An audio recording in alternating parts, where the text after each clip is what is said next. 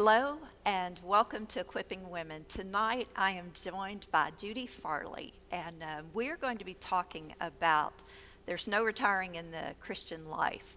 So I'm really grateful to have you join us, and I'm going to say a little bit about you, Judy, but then I want you to take it and sort of give us some background on who you are and open up that door so we can see as we listen to your encouragements that you're going to give us. So, Judy and Frank came to us about 16 years ago, I think, and you guys plugged into Buck Run Church and became family and friends and established your relationships and everything here. And then a season of your life radically changed, and you became a widow, and then you had some adjustments to make in your life. And it is one of the many things I might say that I love about you. It is incredibly endearing to me about you, endearing you to me about that, is that in that change of season of life, your faithfulness for the Lord and your serving the Lord and serving in His church, it did not come to an end because of a season changing and life going on. It simply shifted. And so I loved, I grieved with you in your loss, but I loved watching the grace of God do what the grace of God does, and the call of God do what the call of God does. Is like, I'm not done with you, and therefore this is why you're here tonight, to help encourage us in this. So if you'd give us a little bit of your story, so give us some background to who you are and how the Lord's just sort of shaped your life along the way. Okay. Well, to begin at the beginning, I was raised by a single mom after my dad died, and it fortunately, because my mother had to work, we lived next door to the church. And so when she couldn't go, I took my younger sister and we went. And I started serving in the church when I was 12 years old. They wanted me to play the piano for one song on Sunday morning. And so that was kind of the beginning. I always wanted to be a school teacher. And I remember my 7th grade English teacher inspired me, and that's was my goal. And so I was able to go to college and become that school teacher that I always wanted to be. That's where I met my husband. We served in the Air Force for a while. In fact, both of our children were born while we were in the Air Force. I have a daughter, and she has just retired from teaching. She lives in Wolfe County. And What kind of teacher were you? What grade or subject? For me, I taught high school English. Okay. And then, well, I taught high school English for the biggest part of my career, and then I taught English as a second language for about the last half. I taught in public school here in Kentucky for about 25, I retired with 25 years. But after that, I taught over at KSU for several years with the program that they had there for ESL. That's incredible. I didn't know that. Yeah, that was good. Great. That's very That cool. was good. I enjoyed that a lot. And then when I didn't do that, I taught high school English to my 3 oldest grandsons. And apparently we did okay because they've made it into college.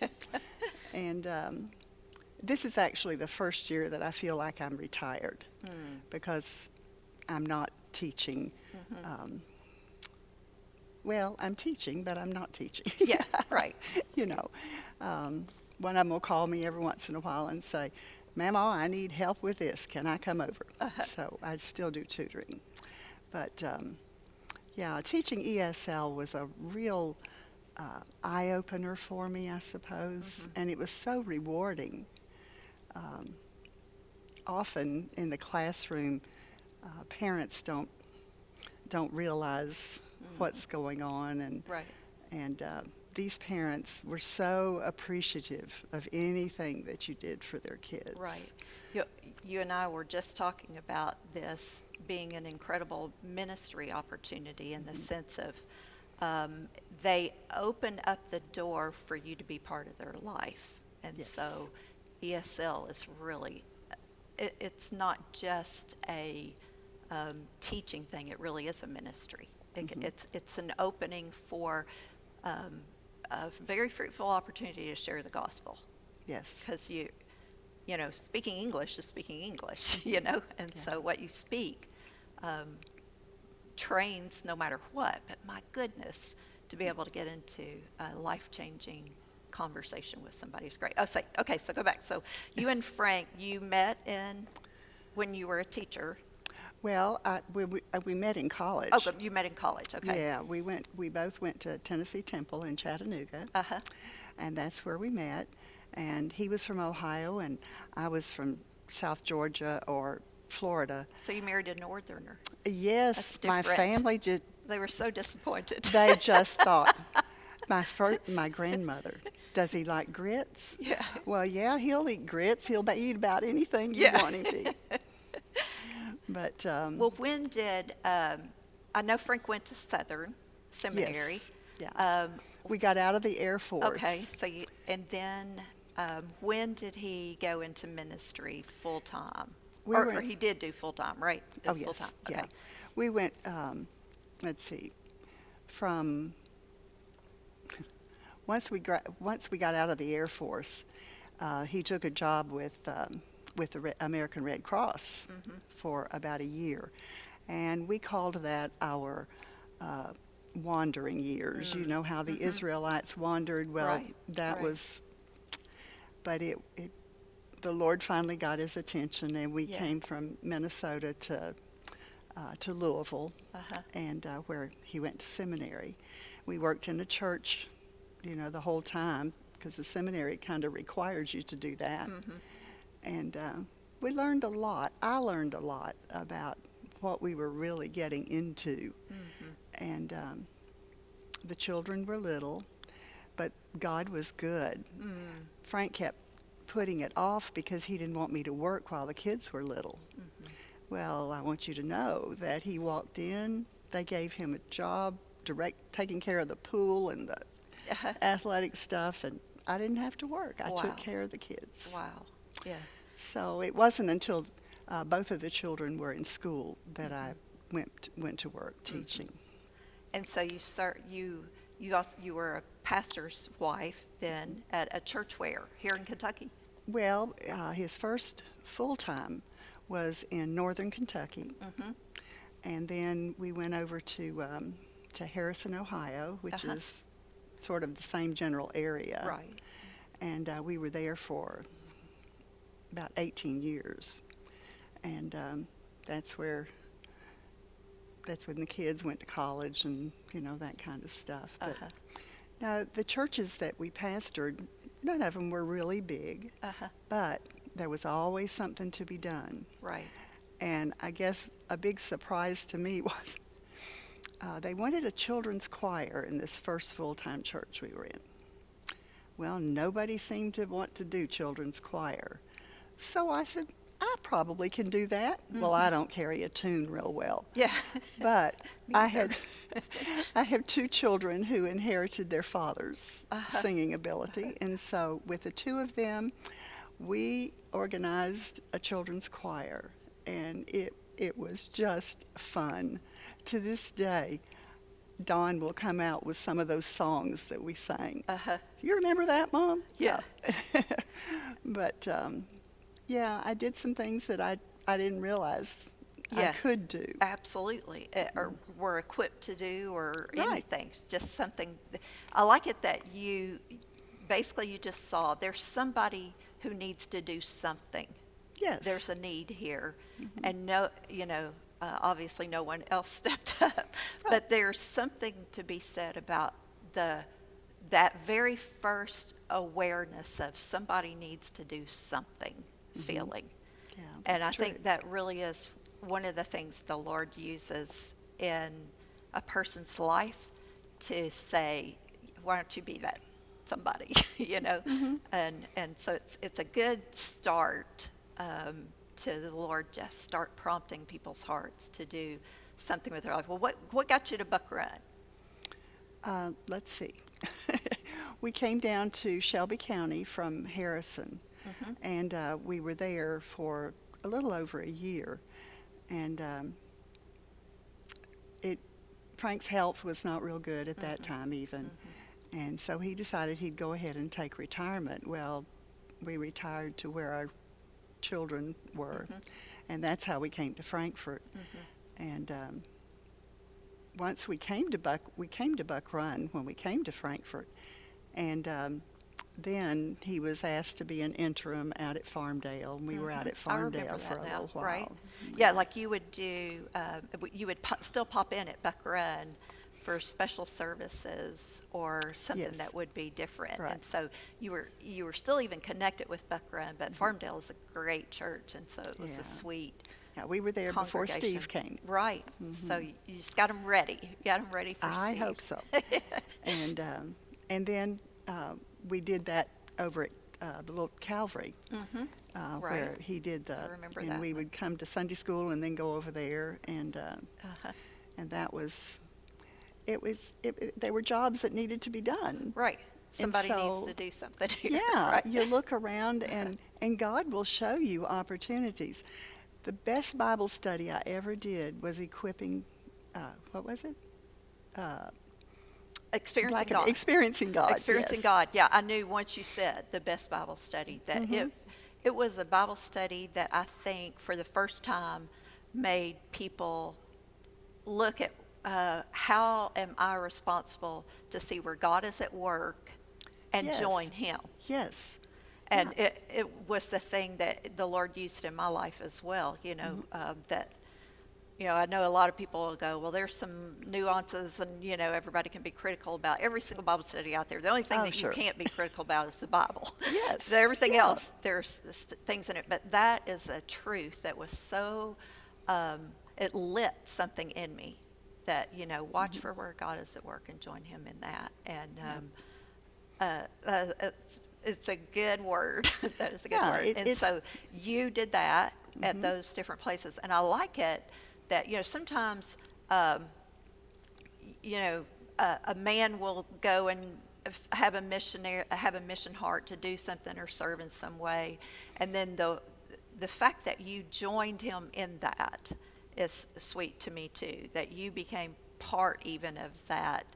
You know, I've got a ministry in this as well. So it may not have been something that you know, I mean, the very fact of like interacting with people, welcoming people, loving on people, getting to know people is ministry. And, you know, we found that now not having that, how much a ministry that really is.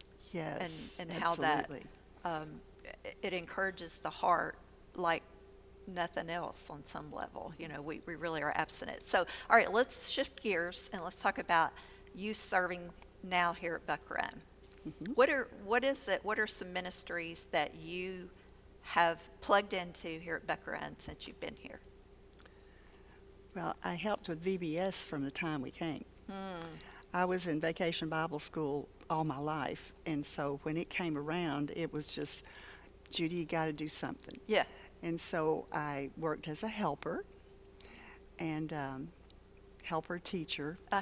And then when I realized this was wearing me out, I did greeting.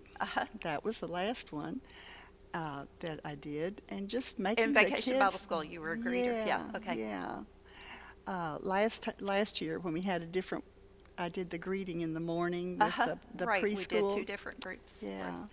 And that was so much fun because I have found that getting to know younger people is one way of staying younger and True. seeing things that need to be done. Right. Because moms are still moms. I remember when I had little ones and I just wanted somebody else. I think all my life I have had people that poured into me when I was growing up.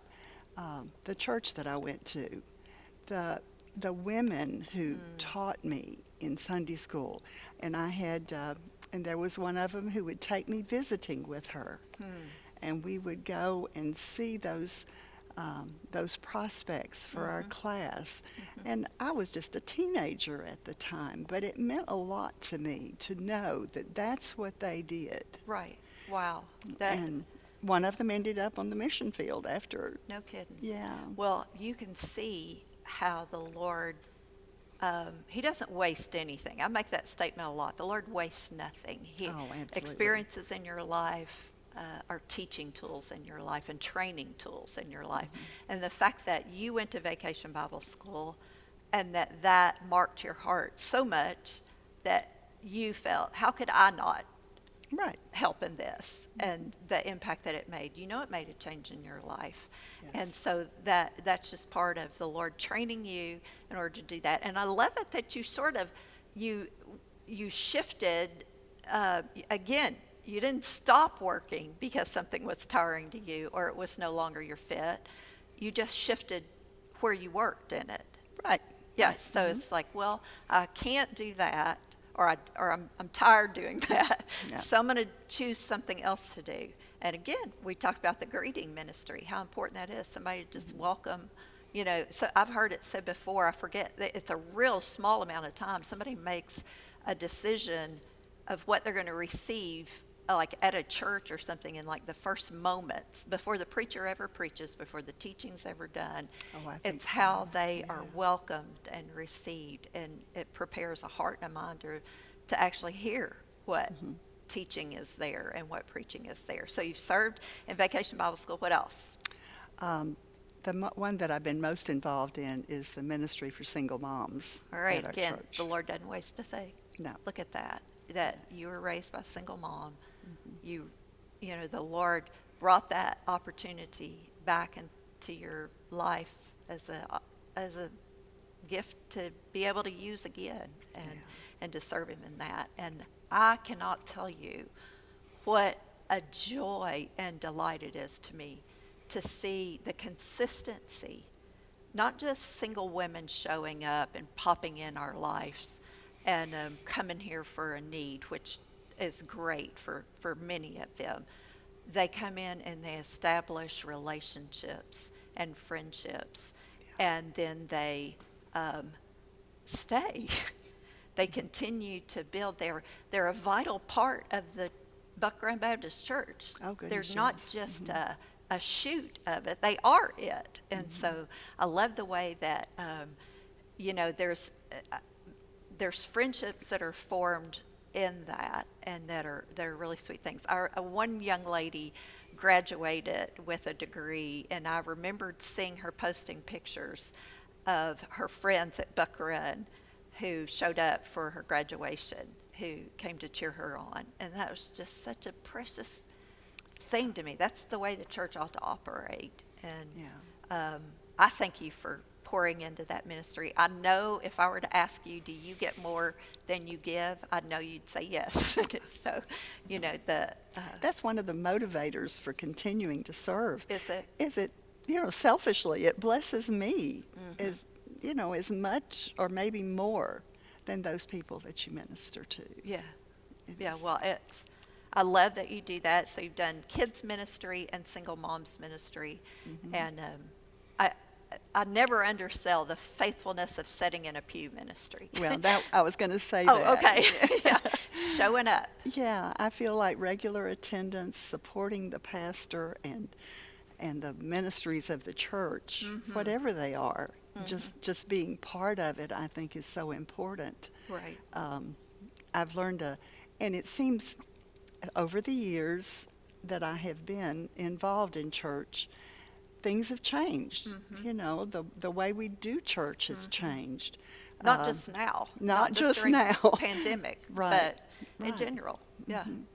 And I think that learning to listen and to be willing to change. One thing that the changes that I have seen is because I'm not just with my age group. It used to be, You know, you would go to Sunday school, you were with your age group, um, and then you just kind of tended to be with that group. But I love the fact that I know a lot of younger people in my church. I know a lot of younger moms. Of course, I know people my age too, Right. and I have a small group Bible study that I've led for most of the time I've been here too, and and that blesses me, and it encourages me, and It encourages me to hear you say that, because a lot of times, if I can just be honest, what people do is there comes a point where once change is made, they discern that that change is a signal for them that their time is done. It's like we've done our decades, we've lived our investment. You know, you and I have made the conversation before where somebody says, well, I've served my time. And so sometimes that change that happens in the way church is done, or Sunday school classes are done, or small groups, community groups get formed, all that thing, people then go, well, now my time's done, because I'm not familiar with that. I don't know how that works and operates. And that's just, I don't know how, I don't want to use such strong language as say it's ungodly. I would say it's unchristian. Oh, You know, because yeah. Christianity, you know, how you're saved and the gospel never changes, but the way God moves has been different in many different ways, and to be able to adapt to those things. So I appreciate the fact that you look at those changes and you go, okay, so now I'm going to have to make some adjustments. And just so you know, you're like, I'll be 60 this year. Do you mind me asking how old you are? I know that's probably not Southern polite, but I'm 76. 76. Okay, so I'm recognizing now how there is a little bit of resistance that initially comes up in my brain that says, I don't know if I want to change this. This is so comfortable to me. This feels so normal.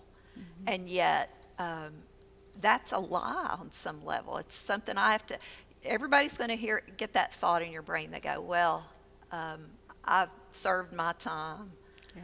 I've done my thing. It's time to let the next generation take over and do it. And that what you have to do is let that come through your brain, and that's what I'll do now, and go, well, that's just not true. That is not true. It isn't. You know, No, there when is are you no, done? There's no retiring. There is when no. when we get to heaven, Yeah, and he says, "Well done," that's when you're done. that's when you're done. Yeah, that's exactly And right. you know, I think that my grandchildren have helped me in that area. Yeah, so that's because- what motivates you. And doing? I think that I remember when your grandchildren were coming along, and I was telling you that, oh, they're sweet now and they are precious, but as they grow, there's a preciousness in I a remember different you way. saying that. That was such a different way. yeah.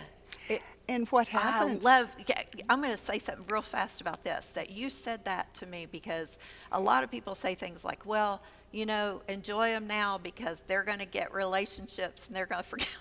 And it was like, oh man, well, thanks for that.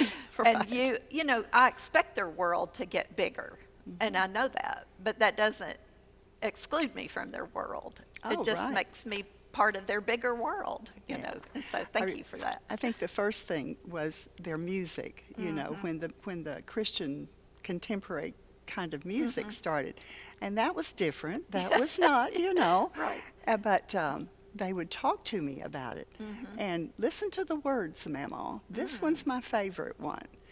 And as I would listen, and I became tuned in to their music, Yeah. then, oh, okay. Right. This is different than the hymns that I grew up with, but it's good.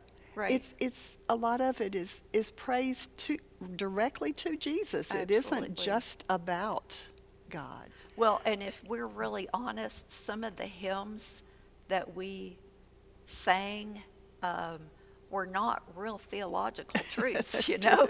Like my favorite song to not like is Toiling On. Do you Oh, remember that song? yes. Toiling on, Yes. toiling on, To the work, to the work. to the work, we must go. Right. And there is there is the joy of the Lord is absent in that one, you know, and so being able to adapt and adjust and redirect, I think is redirect what the Lord's doing in your life is probably the, instead of retiring, redirecting is really Oh, yeah. what I see you have done with your life and in your life. Well, what encouragement would you give then to someone who feels like they've done enough for the kingdom? If you're still here, there is a song that they play on K-Love these days, and it's the words go, and I don't remember melodies very well, but the words go something like, "If you woke up this morning and you're still breathing, praise the Lord." Well, if you woke up and you're still breathing, then God has left you here for a purpose. Right, then serve That the Lord. after my husband passed, Uh-huh. I had to come to grips with that because God took him. Right. And I feel like because he was finished. He was finished with him Right. here. And so I had to think, well, you can't be finished with me because you didn't take me. You Right, left me that's here. exactly right. And so look for the purpose. If it isn't anything but coming and looking around, a couple of Sundays recently, I had to stop at the restroom after church, and there was a dear lady who came in, and she commented about the church, and I found out it was her first time here. And we had a nice conversation about she was leaving to go to Florida, but she would definitely be back. And I think she'll remember Absolutely. that I was encouraging and cared that she was here and that it Right. was her first time. So no matter what it is, if you look around and see where he's working, there is a need for an older person. Absolutely. But yeah, you again just thinking with service eyes Yes. and ministry eyes instead of self, you know, looking at your self eyes, you know. Yeah. And it's just, you know, like there comes a point where you might feel like you're the one who needs to be ministered to, and that's true. Like during, you know, the loss of Frank and that transition of your life, you needed somebody to come along and minister to you, but that is not exclusive of you ministering to somebody else. Right. You know, it's, and as a matter of fact, I would even say in that being people ministering to people who would be considered older saints, that there is, that makes you want to minister back. You know, it should motivate you to, oh, I'm going to respond with, that blessed me, therefore I want to be a blessing back. And so I love that. You know, I will show up here at church at different times, and especially before the pandemic, and I would see you guys would be setting up a feeding frenzy in the other room for our single moms, which I just, Right. you do that. How often was that going on? Was that weekly? Was that a weekly It thing? was a monthly thing. A monthly thing. And I would see that and I would just think, you know, what a wonderful inspiration you were, and encouragement to me to just see you showing up, not just to receive encouragement, but to give encouragement and to actually serve, and to see you, you know, when we're doing people dressed in tutus, VBS, you know, balloons hanging from the ceiling, you know, flashy lights, the dancing and all that kind of stuff. Watching you serve in that capacity and redirect was just an incredible desire. I mean, it put in me, do this well. Do this until the Lord's done with you kind of desire. It's like, you know, don't finish before he's finished. And I think that's one thing that's been really hard about this pandemic is not being able to be together. Right. We It are, has. and with the single moms, I have to say that our minister group has especially, especially Jamie. She has been so good to She's let us know wonderful, isn't what's she? going on, and um, and every once in a while I'll get a text from one of the single moms. Uh-huh. Miss Judy, are you okay? Yeah. But I remember one of the younger kids. Are we running out of time? Are No, we you okay? keep going. Okay. I'll stop us here in one One second. of the younger ones, when he first started coming, he was like 2 or 3. And his mom told me that told him this was Miss Judy. And he thought everybody at church was Miss Judy. That's great. And when when he couldn't come to church, he had to go and see Miss Judy. Yeah. And it wasn't just me, it was anybody else because What? everybody was so kind and nice to him. That is He associated that. Well, I didn't do anything. I just loved him. right. And Right. that's where it is. Right. And we can do that. It doesn't matter how old we are. We can show love. Right. And show up at things. And I've been thinking recently, sometimes you have something that, like a tragedy or something that happens in your life or a season where you're greatly challenged and you sort of check out because you don't know how to respond. You don't know what to do. And then that season passes and you look back at it and you go, wow, I sort of wasted that time. I could have done more than just bemoan being in that season and that time. And as this pandemic is going on, I began to try and think of it in that way. I don't want to look back on this and go, well, I just endured it till it was done. Right. Instead of, the Lord is so creative and his church is still active and he still wants it to be vibrant. It's just now, like you said, we have to rethink some things. Yeah, I mean, technology is something It's that drives me amazing. crazy. But isn't it wonderful I know.